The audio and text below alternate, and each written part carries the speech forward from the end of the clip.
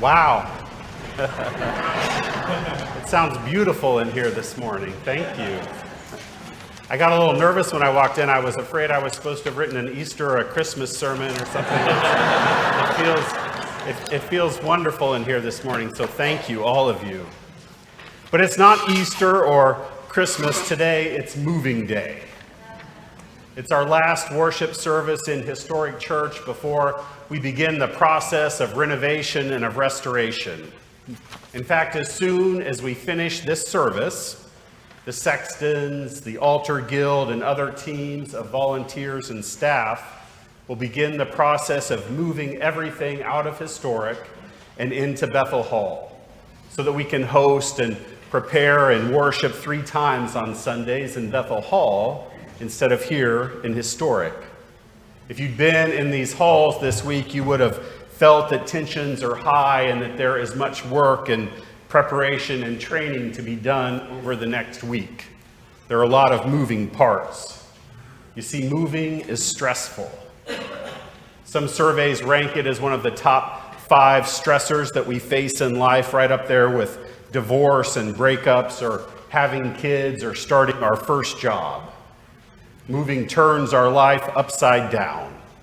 It quite literally moves and rearranges all of our stuff. It challenges our routines and our ways of being and moving through the world. It upsets our comfort. Next week, we're all going to have to find new places to sit. Some of you might have had to do that today because of the size of the choir. But we won't have pews or kneelers anymore. We won't be surrounded. We'll have new scenery. We won't have stained glass windows or a beautiful marble altar. And so for a few weeks, things will look and feel very different. To make things even more stressful, today we're saying goodbye to our beloved director of music, David Stevens, who's been with us for over 30 years. And who will be moving in his own way onto his new chapter. Things are changing and moving beneath our feet. Now, when we move our residence or our home, I think part of the stress comes from the revelation of just how much stuff we have. We realize how much we've accumulated since the time when we last moved. And we have to find a new place for everything. We risk losing things or having them damaged or broken. I kept thinking this week about a toddler or a young child who builds a tower out of blocks, right? They take time and they stack them on top of each other and they get the structure just right and as tall as they can reach. And then another child comes by and knocks it over. And they realize that the structure wasn't as sound or as stable as maybe they had hoped. And they realize that all of that work was for nothing and now they have to rebuild it all over again. In that same way, moving reveals our dependence and our dependence on and our accumulation of our material possessions. It also reveals our fears and our insecurities as we're forced to learn new routines and new ways of being and of navigating the world. But I think at its core, moving challenges the illusion that we're in control, the illusion that we have everything figured out. We create habits and routine because it makes us feel safe and it makes our world feel predictable.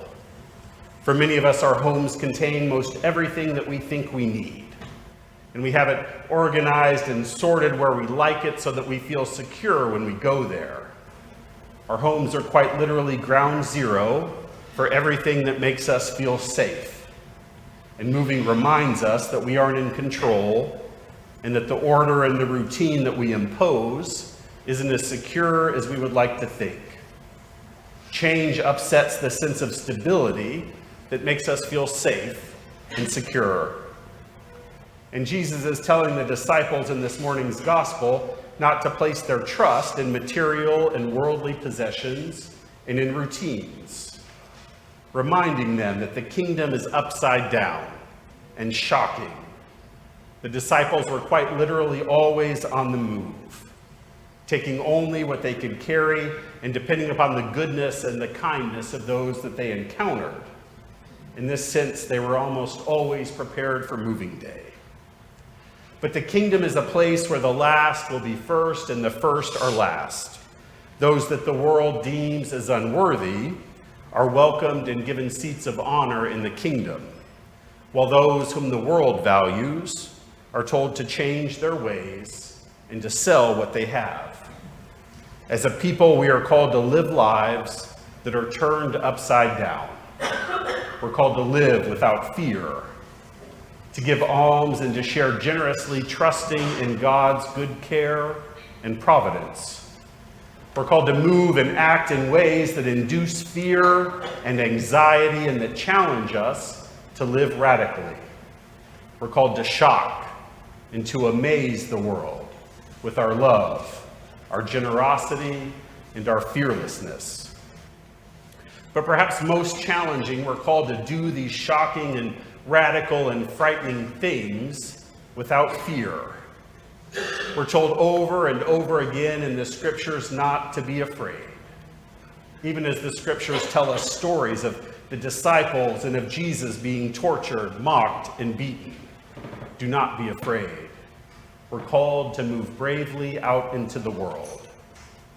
But in the midst of this fear and uncertainty, we must remember the opening line from this morning's gospel reading.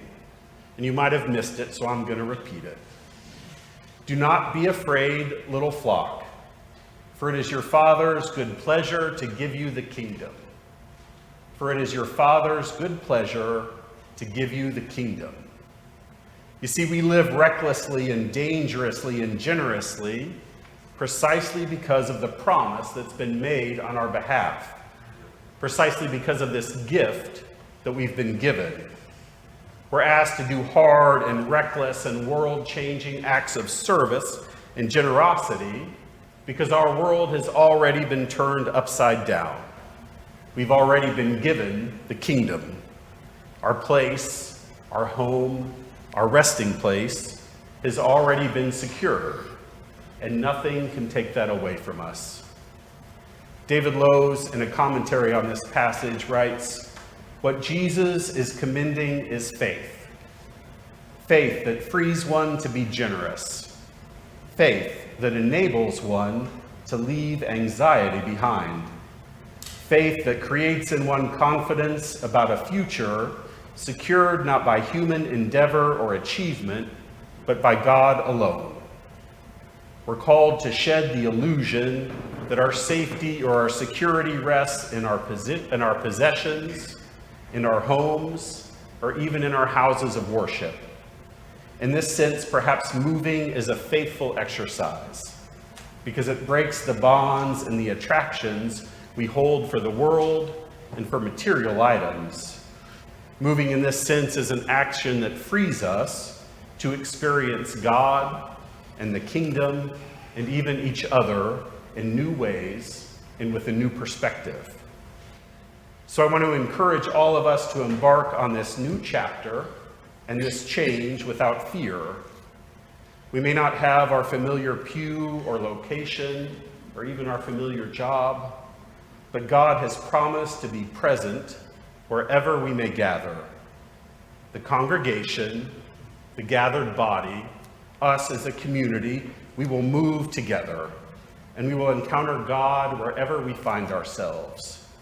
Have faith that these new experiences will bring new revelations, fresh encounters with the divine, and even new neighbors as we exchange our pews for chairs.